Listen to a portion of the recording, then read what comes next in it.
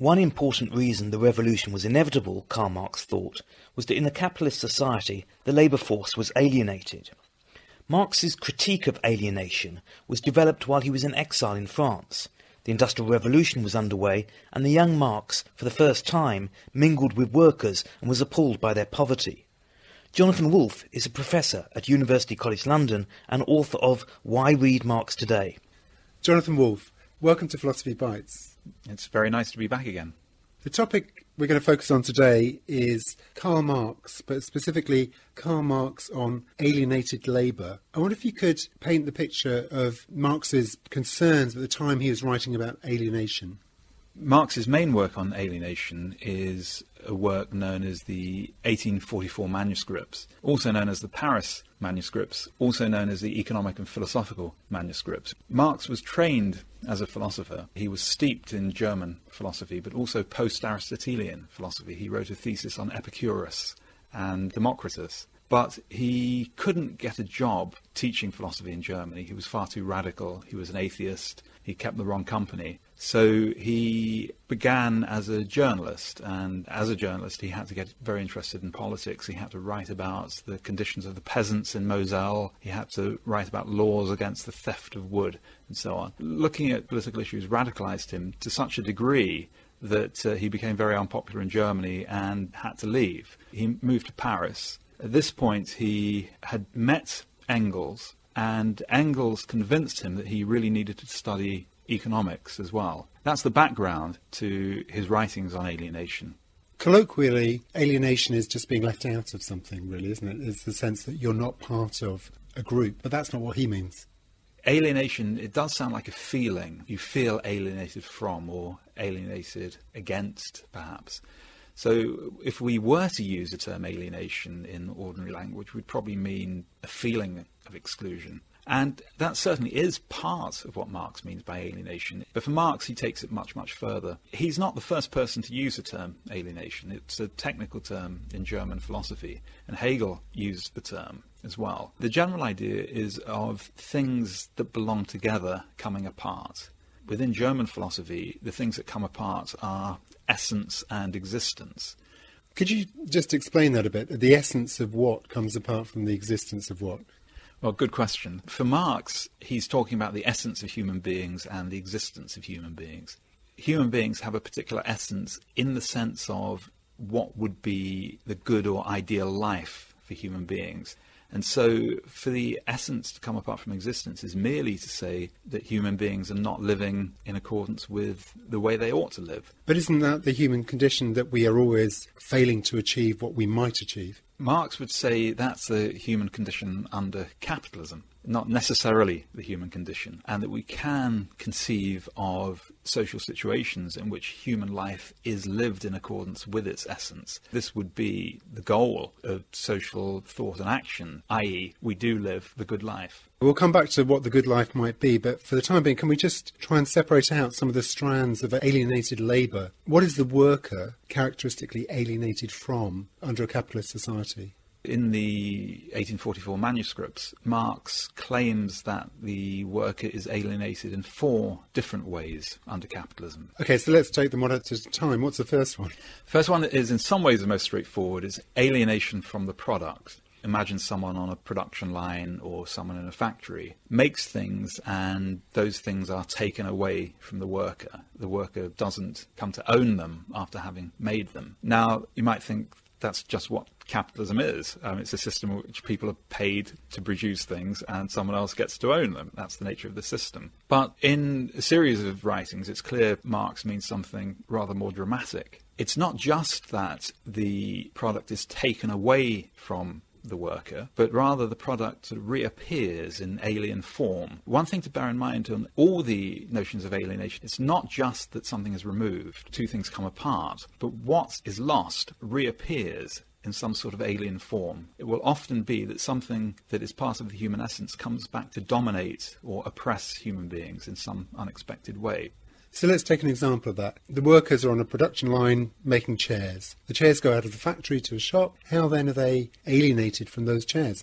When Marx says the workers are alienated from their products, he doesn't necessarily mean only that each individual worker is alienated from the product made by that individual worker. Rather, it's better to read him as saying that workers collectively are alienated from the products of workers collectively. We often confront the world as if we're sort of strangers to it. I'm looking at this rather interesting recording device here, a microphone. I have absolutely no idea how any of this works. This was an object that was invented by a human being, refined by many human beings. Thousands probably have been involved in the technology, millions in manufacturing the various bits over time that go together, and none of us have a clue about how it works unless we're experts.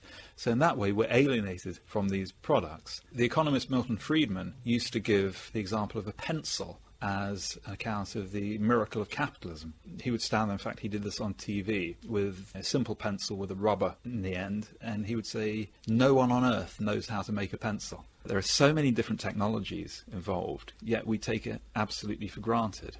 There is something more that needs to be said here. Part of the product isn't just these physical objects that we're making, but also the social conditions under which we make them. One of the consequences of capitalist production is not just objects, but capitalism. That is a social structure in which some people are rich, some people are poor and have to work for the people who are rich. As the worker produces objects, these objects are appropriated by the capitalist who sells them for profit and becomes richer. So the capitalist then has even greater power over the worker. The more the worker produces, the more the worker is producing the means of his own domination. To take this even further, think now of the capitalist system as a whole. Now, we're used to the idea that there are booms and busts, there are recessions. Why is that? Why do we have an economy which seems to be out of control in this way? Because after all, what is the economy? The economy is just a lot of human beings taking decisions, acting in what they think is the most rational way. But what seems to happen is that there are times in history when everyone acting in what seems a rational way to them comes close to bringing down the system as a whole. And Marx says that we become playthings of alien forces. But the fact about them, the metaphysics of these forces, is that they are our own product. Capitalism is a monster that controls us, that we created. So this really, I think, is the notion of alienation from the product at its deepest for Marx. But it's not just the product, it's the process that is alienating in some sense as well for Marx. Yes, exactly. That brings us to the second distinct category of alienation, which Marx calls alienation from productive activity. And here he has particularly production line technology in mind. Human beings, in producing, reduce themselves to a level of a machine, so that human beings have this tremendous potential. Human beings can, Marx says, even create in accordance with the laws of beauty. But for most workers under capitalism, certainly as Marx saw it, they didn't exercise their will or consciousness or design. They were just told what to do, act in a mechanical way. And Marx says that although human beings are essentially productive, we feel most human when we're away from work, when we are eating, drinking and procreating, which is a sort of parody of what human life should be, because we should be at our most human when we're creative and working. But there are two more senses of alienation that Marx also focuses on, beyond the alienation of the product and of the process of producing the product. That's right. So just to run through all four, two we've already looked at: alienation from the product, alienation in productive activity, alienation from species essence, and alienation from other human beings. Now, all of these categories are somewhat merged together, but we've got to the third one now, which is alienation from species essence. What Marx means by this is that human beings, as a species, have a particular essence. There are things about human beings that are distinctive to those human beings. And Marx claims that under capitalism, the vast majority of human beings don't enjoy their essence in their daily activity. For Marx, the essence splits into two. Part of it is the notion of what is special about human beings, what distinguishes human beings from animals in terms of what can we do. And here, a point we've already touched on, Marx says that human beings are essentially creative. What is it that distinguishes the worst architect from the best bee. Bees make hives, right? Many animals produce things. We do the same thing. But we learn from each other. One generation is better at producing things than the previous generation. You'll only get better beehives if you get better bees. But you can get better buildings without better human beings because we've just passed on this knowledge. So what's that got to do with alienation? Well, it's simply that under capitalism, the vast majority of us are not able to do that, i.e., this part of our essence is not enjoyed as part of our existence. So that's alienation from half of our species' essence. The other half of our species' essence is a point we've also seen about the division of labour. What makes human life livable is that we don't have to produce everything for ourselves, that we're part of this incredibly complex division of labour. Marx and other economists have distinguished two different forms of division of labour. One is a social division of labour. Some people make shoes, some people make hats, and you exchange it. Then there's division of labour within the workplace, whereby you get great specialisation of task. A very famous example of this, Adam Smith wrote about a pin factory, whereby a factory had divided the making of a pin into about 8 or 10 separate tasks done by different people. And through this division of labour, human beings are able to produce vast quantities of goods. And although Marx doesn't put it exactly this way, a way of thinking about it is to imagine an alien looking down on human life and seeing people going to shops, people going to work, and not understanding money. And think, well, what human beings have achieved is this incredible global system of cooperation. The Martians might think, how wonderful human beings can cooperate in this fantastic way. They're all doing these things for each other.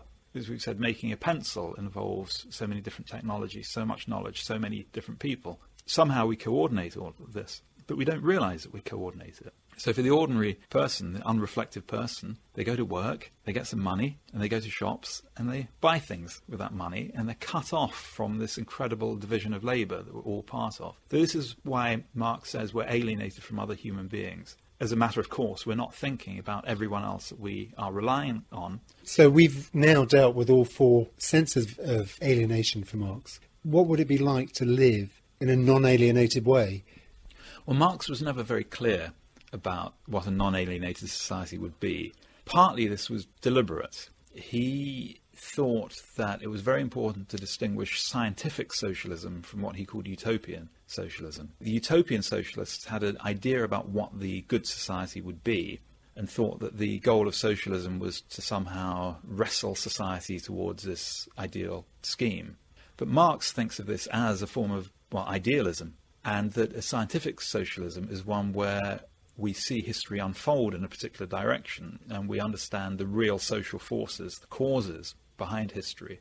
But we don't have a vision of what the good society is. We rather let that emerge from the historical process itself. So Marx said it's not for him to write the recipes for the cook shops for the future.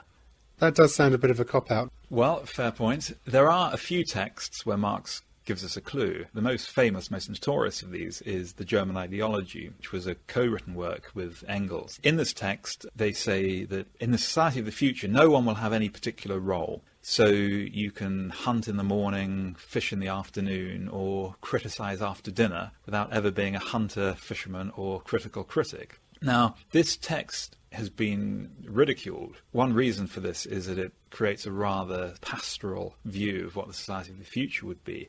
Another problematic aspect of this text is that there's nothing like it anywhere else in Marx, and a Japanese scholar took a very close look at the text of the German Ideology. And the text itself is written in a number of different hands.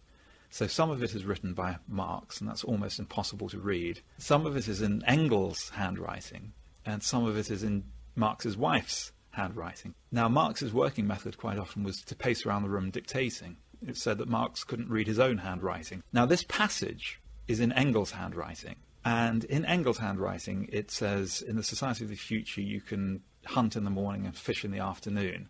Then in Marx's handwriting, the little caret, it says, or criticize after dinner. Now, what do we make of this?